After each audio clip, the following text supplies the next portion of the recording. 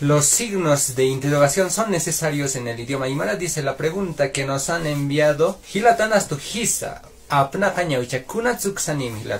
Tengo que decir por qué, ¿no es cierto? Cuando hablamos, tradicionalmente se divide los elementos de la comunicación del lenguaje en 3 niveles. Cuando hablamos, utilizamos un nivel verbal, palabras, ¿no es cierto? Ahí está. Utilizo al hablar como al escribir.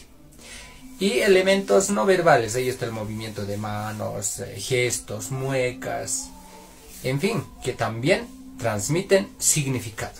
Y tengo aparte elementos paraverbales. ¿Qué significa esto? Cuando hablamos en tono, hago pausas, silencios, tengo mi timbre de voz, ¿no es cierto? Esos elementos nos sirven para aclarar los significados. A veces incluso transmiten, dice en teoría, más significado que las palabras. No hablamos de esta forma. ¿No? Hasta ahí tenemos elementos paraverbales porque he utilizado duraciones, en fin. En la escritura pasa lo mismo, ¿no?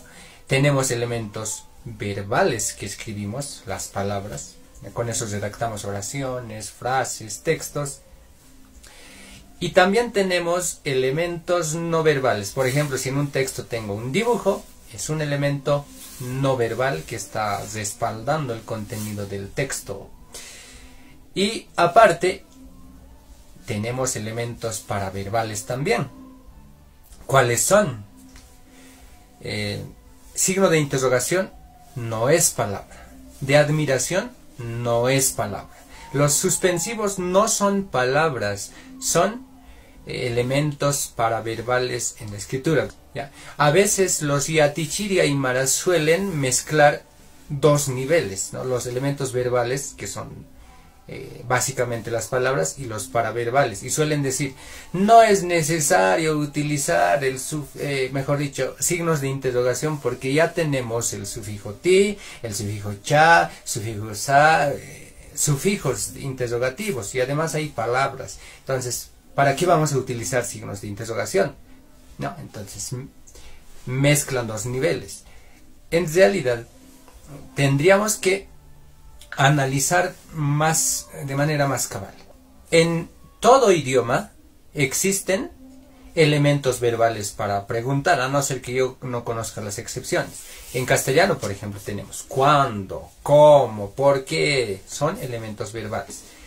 No, pero no se justifica diciendo que ya no es necesario utilizar signos de interrogación. No, también se acude a los signos de interrogación como elemento paraverbal con el fin de que haya mayor comprensión.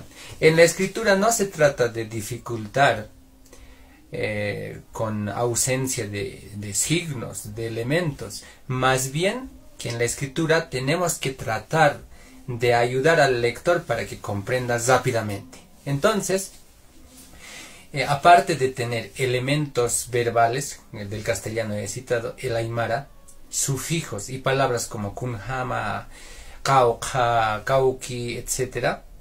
Y sufijos como ti, cha, los que cité.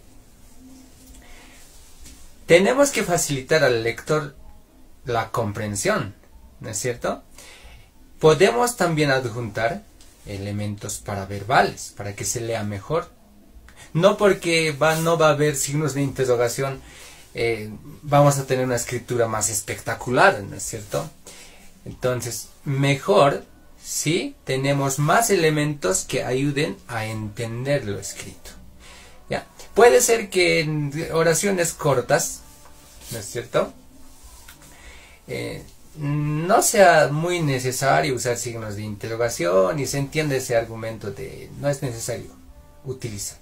Pero en textos largos como el que vemos es difícil identificar, ¿no es cierto? Entonces, en textos largos, no, si vemos un signo de interrogación por ahí, vamos a identificar fácilmente cuál es la oración interrogativa. Entonces, por un lado, no tenemos niveles de lenguaje donde podemos trabajar para justificar el uso de los signos de interrogación. Son elementos paraverbales que ayudan a los elementos verbales para entender. Y por otro lado, con el fin de que el lector tenga facilidad en, valga la redundancia, en la lectura.